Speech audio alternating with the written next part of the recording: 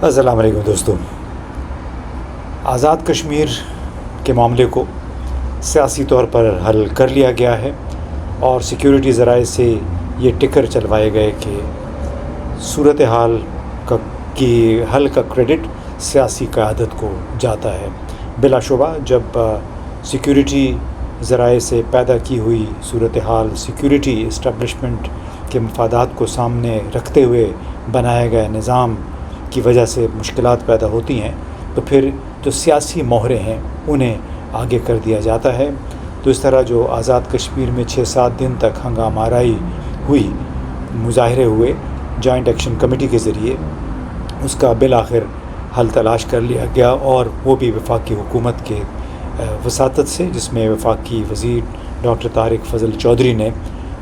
اس کی سربراہی کی، مذاکرات کی. لیت و لال کے بعد اب کس حد تک مطالبات پہ کے مانے جانے پہ، ان پہ عمل درآمد پہ کامیابی ہوتی ہے وہ دیکھنا بھی باقی ہے. خاص طور پہ جو آزاد کشمیر کی پارلیمنٹ میں آزاد کشمیر سے باہر مقیم مہاجرین کی مخصوص نشستیں ہیں، کوئی 12 کے قریب ہیں، ان کا خاتمہ ہوتا ہے یا نہیں ہوتا، اور پھر وزراء اور جتنی بیوروکریسی ہے ان کی مراعات میں کمی ہوتی ہے یا نہیں ہوتی، جس کے لیے کوئی 62 ارب روپے سالانہ خرچ ہوتا ہے 310 ارب روپے کے بجٹ میں سے. اب چونکہ تو پورے ایک نظام ہے جس کی اکھاڑ پچھاڑ ہونی ہے، اور اس کا بہرحال عوامی شکایات کے سامنے اب سر تسلیم کسی حد تک تو خم کرنا پڑے گا، کچھ نہ کچھ اس کا حل تلاش کرنا ہوگا. اور سب سے بڑی بات یہ تھی کہ حکومت عوامی ایکشن کمیٹی کے ساتھ مذاکرات پر مجبور ہوئی. حالانکہ اس سے پہلے یہ کہا جاتا رہا کہ ان کے جو 32-33 مطالبات ہیں وہ غیر ملکی ایجنڈا ہے، لیکن اب جب تمام مطالبات اگر مان لیے گئے ہیں تو اس کا مطلب یہ ہے کہ مطالبات ملک مخالف نہیں تھے، بلکہ صرف ایک مخصوص طبقے کے مفادات کے خلاف تھے. اور اس میں مذاکرات میں جو تصویر سامنے آئی اس میں امجد علی خان بھی تھے، جنہیں 2 دن پہلے اسلام آباد ایئرپورٹ سے غائب کر دیا گیا تھا. یہ سارا کچھ کیوں اور کیسے ہوا؟ کیا یہ صرف 5 دن کے مظاہرے کا نتیجہ ہے، یا یہ ایک طویل جدوجہد ہے، مخصوص زمینی حقائق اور سیاسی دانشمندی کے نتیجے میں ممکن ہوا؟ ایسے لگتا ہے کہ یہ مطالبات کسی ایک سیاسی جماعت کے، کسی ایک گروپ کے نہیں تھے، بلکہ ہر گھر کے چولہے، دال، روٹی اور نوکری سے وابستہ تھے. عوام اپنے بچوں کی خاطر سڑکوں پر نکلے. یہ کہنا ہے وکیل جبران ناصر کا. انہوں نے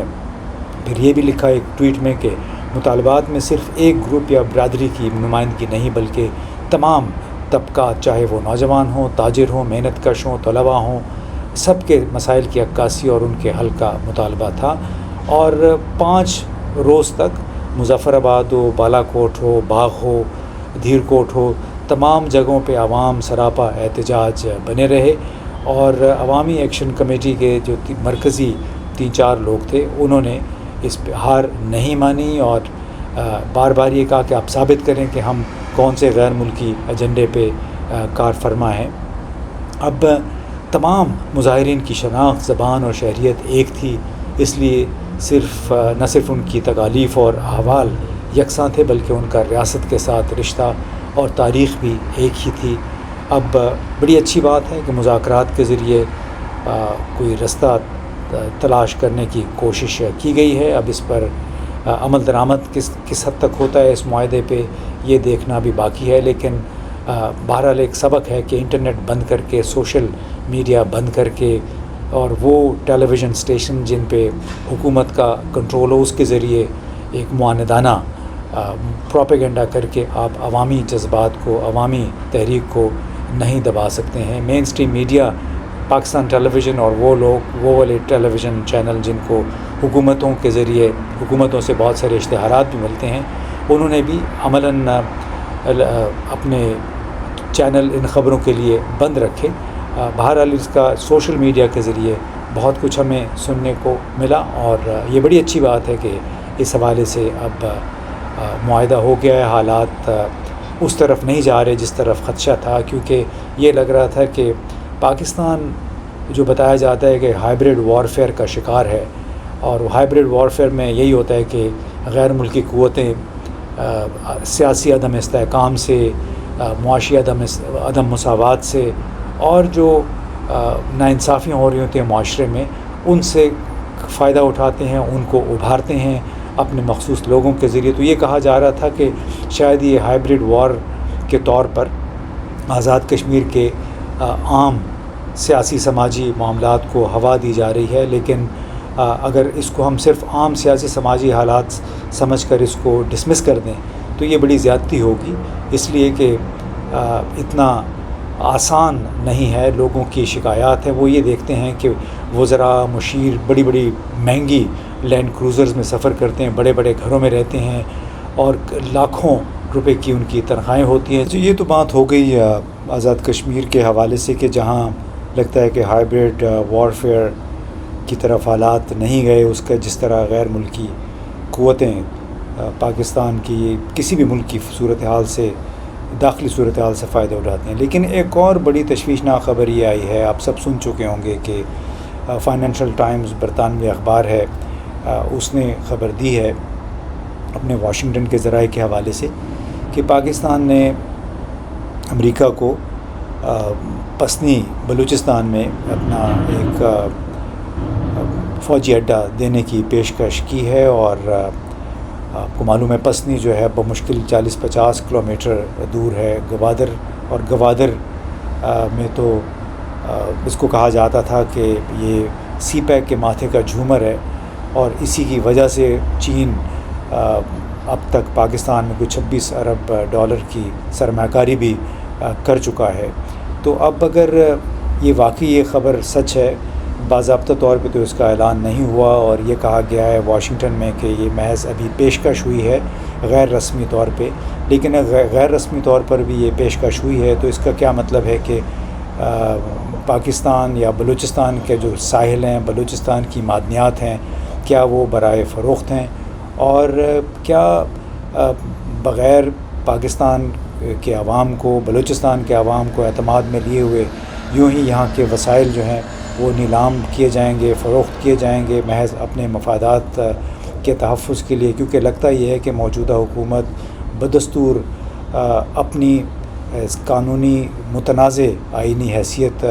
کی غیر ملکی تائید کے لیے ہر وہ کام کر رہی ہے جس سے اس کے خیال میں واشنگٹن کو خوش کیا جا سکتا ہے۔ اب واشنگٹن اس سے خوش ہوگا یا نہیں ہوگا، لیکن اس سے ایران اور چین کو بہرحال تشویش ہوگی، کیونکہ اگر پسنی میں ایک ملٹری بیس ملتا ہے امریکہ کو تو اس کا مطلب ہے کہ ایران، پاکستان اور چین کے خلاف جاسوسی سرگرمیوں کا ایک اور اڈہ وجود میں آ سکتا ہے۔ جس طرح چابہار پورٹ جو تھی وہ بھارت کے خلاف، بھارت کی طرف چلا رہا تھا چابہار پورٹ کو، اور کہا جا رہا تھا کہ یہاں بھی جاسوسی کے مقاصد کو پرسو کیا جا رہا ہے پاکستان کے خلاف، ایران کے خلاف۔ اور اگر پسنی میں یہ ہوتا ہے تو اس سے یہ بھی ایک اور بات واضح ہوتی ہے کہ دنیا بھر میں امریکہ نے اپنے فوجی اڈوں کا جال پھیلا رکھا ہے۔ ایشیا میں کوئی تقریباً 35 کے قریب، خاص طور پہ مڈل ایسٹ اور افریقہ میں اس کے کوئی اڈے ہیں۔ اس طرح ساؤتھ ایسٹ ایشیا میں فلپائن، جنوبی کوریا، سنگاپور بھی، اور گوام ایک جاپان کا ایک بہت بڑا جزیرہ ہے، وہاں بھی اوکیناوا اس کے اڈے موجود ہیں، اور اس کا بنیادی مقصد ہے کہ تمام بحری راستوں تک امریکہ نے اپنی رسائی حاصل کرنی ہے اور چین کے گرد گھیرا تنگ کرنا ہے۔ تو اب سوال یہ ہے کہ کیا پاکستان کی طرف سے اگر اس طرح کی غیر رسمی پیشکش بھی ہوئی ہے تو اس پہ چین کو تشویش نہیں ہوگی؟ چین جو ہے اب تک ہر مشکل وقت میں ہمارا اس نے ساتھ دیا ہے، اور اس میں آپ کو معلوم ہے کہ ہماری 80-85% جو دفاعی ضروریات ہیں وہ بھی چین پوری کرتا ہے۔ مئی میں بھارت کے ساتھ جو جنگ ہوئی وہ بھی فیصلہ کن اسی لیے ثابت ہوئی پاکستان کے حق میں کہ اس میں چین نے اپنے سیٹلائٹس کے ذریعے اور اپنے ہارڈ ویئر کے ذریعے ہماری بہت مدد کی تھی۔ تو اگر فائنینشیل ٹائمز کی خبر درست ہے اور اس طرف کوئی واقعی پیش رفت ہوتی ہے تو پھر تو بہت سوال یہی پیدا ہوگا کہ کیا پاکستان کی حکمران عوام کی پرواہ کیے بغیر پاکستان کے عوام کی خواہشات کے خلاف ہر وہ کام کرتے رہیں گے جس کے ذریعے وہ سمجھتے ہیں کہ ان کے اقتدار کو مزید طوالت حاصل ہو اور ان کی طرف کوئی انگلی نہ اٹھائے۔ اب دیکھنا یہ ہے کہ باقاعدہ طور پہ پاکستان کی حکومت کی طرف سے یہاں پہ رد عمل کیا آتا ہے، کیونکہ پہلے ہی پاکستان بہت سے مشکلات کا شکار ہے. بلوچستان سے خیبر پختونخوا تک دہشت گردی کا بازار گرم ہے، اور کیا اگر اسی طرح یک طرفہ طور پہ پاکستان کی حکومت اور اس کی اسٹیبلشمنٹ فیصلے کرتے رہے تو کیا پاکستان کو مزید مشکلات سے بچایا جا سکے گا؟ کیا روس، چین، ایران خاموش رہیں گے؟ وہ اس علاقے میں امریکہ کو اپنے قدم جمانے دیں گے؟ تو اس کا دیکھنا ہوگا کہ آئندہ آنے والے دنوں، ہفتوں، مہینوں میں اس حوالے سے کیا پیش رفت ہوتی ہے. لیکن ایسا لگتا ہے کہ جس طرح اسٹریٹجک میٹلز امریکہ کی کمپنی ہے، ایک گمنام سی کمپنی ہے، اس کے ساتھ بلوچستان کی قیمتی دھاتوں اور معدنیات کے لیے معاہدے کیے گئے ہیں. اس طرح کا کہیں ایک اور معاہدہ پسنی میں کسی قسم کی کوئی فیکٹری، کوئی ایسی تنصیب بنانے کا، ایسے کوئی ادارہ بنانے کا اعلان نہ ہو جائے کہ جو بظاہر تو کمرشل ہو لیکن اس کے اصل مقاصد کچھ اور ہوں، بالکل ایسی ہی جیسے چابہار پورٹ میں بھارت نے کیا تھا. بہت بہت شکریہ.